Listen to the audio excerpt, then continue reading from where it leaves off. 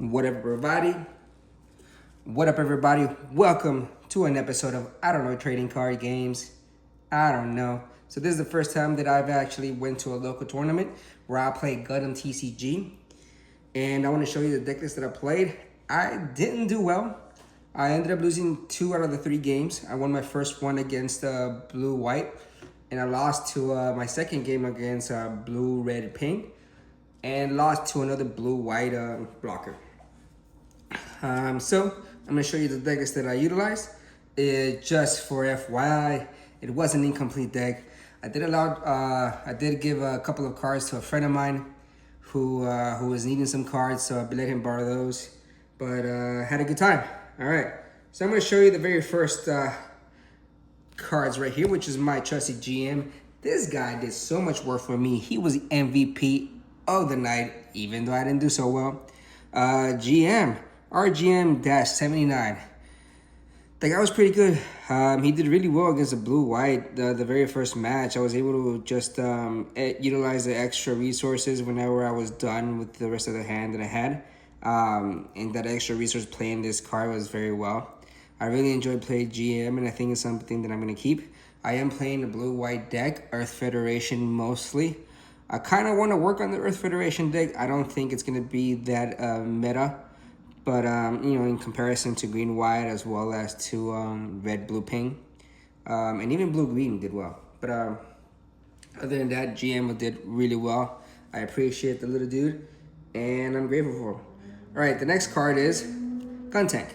And I only have one, because the other ones is what I said earlier. I let my friend borrow those cards, who introduced me to the card game anyway in the first place. And he used the Gun Tanks for his blue-green deck. Blue-green Xeon Rush deck. He did great. He won 2 games out of the 3.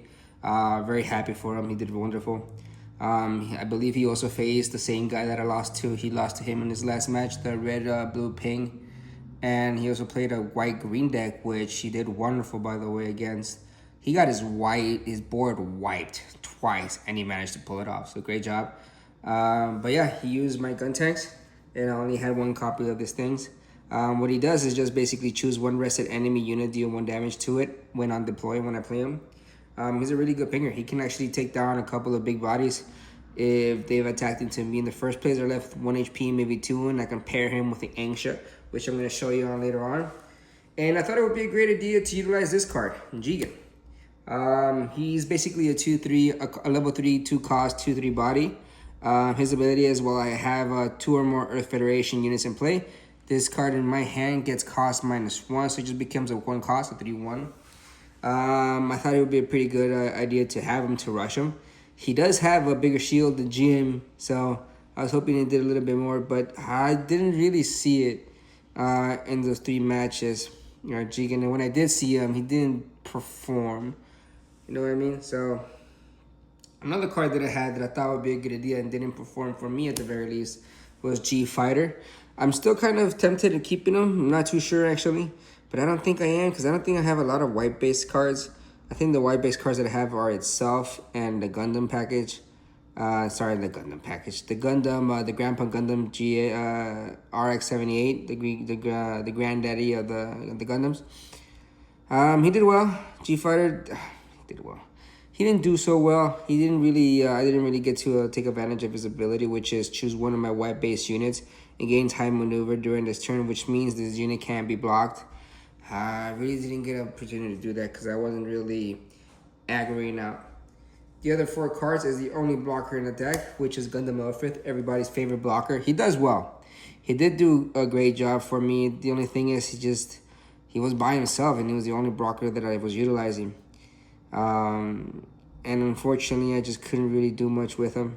I think it was just my playstyle, but because I was attacking with it as well, I want to be aggressive, right? And I think Earth Federation might have that opportunity to give me to be a little bit aggressive, but it just didn't pan out. But Gundam Warfare did do a good job. And now I'm going to show you these 3 Gundam RX-78s, the G-Daddy. He did really well. I actually chose him over the Rizal just for the simple fact that I can actually link him with one of the pilots that I'm using, which is Armor Array. One of the best pilots, I think, at the moment.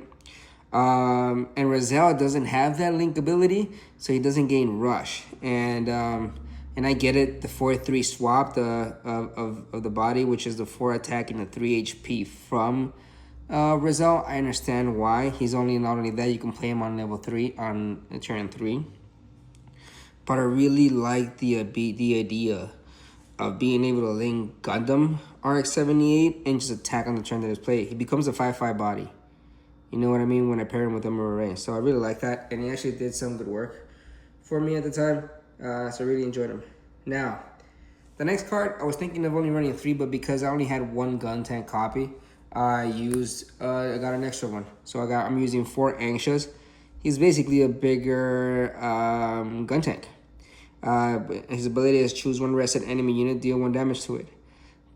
My idea behind the Angsha and the gun tank was I can play these 2 at the same turn for 3 and I do ping 2. 2 damage to it.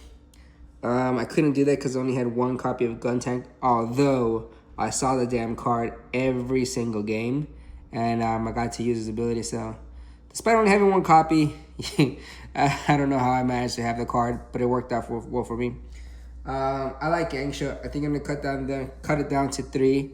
Once I get my 4th copy of gun tank. I only have 3 copies of gun tank. I couldn't find a 4th one, so I'm looking for that card. But other than that, I'll probably do a 4 gun tank and 3 Anxious, just because it's cheaper to utilize gun tank than it is to Angsha. But it's still a great dang card. I really enjoy playing Angsha, and I think he'll do great on the Earth Federation deck. That I actually won the build. I thought it was really fun. Now, the next card is Granddaddy Gundam RX-78, right? The thing is, everybody's using only 2 copies to 3 copies. Why? The card's good. He repairs 2 at the end of the turn, so you know he's going to heal itself. When paired, it doesn't even have to be link paired. It gives every other unit that you have an extra attack point. How is that not good? Not only that, it links with armor rate, so it becomes a 5-5, but because of his ability also, triggers on him, he also gets the extra attack point, which he becomes a 6-5. Why are we only using 3-2 when we could use 4? Why? I don't know. I enjoyed having him at 4-3. I got to use him a couple of times. He was busted. The thing is, I can attack, maybe kill 2 monsters, 2 units, and then eventually they have to get rid of him. They have to get rid of him. So it could potentially take out 2 cards or even 3.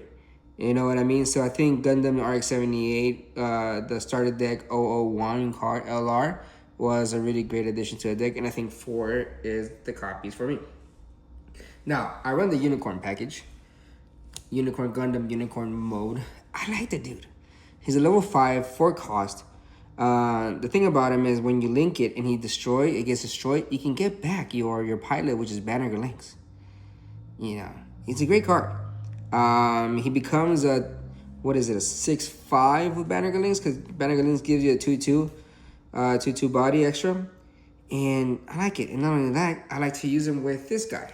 I was actually using 3 copies of the Unicorn Gundam Destroy mode, because my homie actually let me borrow his card as I let him borrow the gun tanks. It did well, and I think what I want to do, as in terms of ratio, is have 3 of those, 2 of the Unicorn modes. I think it'll be better. I think 3 Unicorn modes was a little bit too much. I can just take out 1 of the copies and add a different card, maybe an extra Gundam RX-78. I don't know what else to add, right? But I think Unicorn Gundam package is pretty cool, because at the end of the day, I can actually play the Unicorn mode, link them with Banner Links at turn 7, right? At turn 7, I do what I gotta do, destroy a unit or take out a shield, right? Then I sacrifice it, I destroy it, play Unicorn mode. He becomes a level 0 or a level 0 cost. So I play it basically for free by sacrificing the Unicorn mode. Because of Unicorn mode's ability, I get the pilot back, I link it with Unicorn Gundam, gain another card, I draw another one, I can destroy another body or another shield.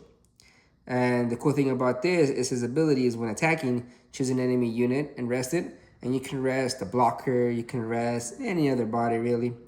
So I think the Unicorn package is really fun to play. I was really liking the idea of using the Unicorn mode, get him out of the field, put this big dude out there, attack again, but I didn't get the opportunity to do so.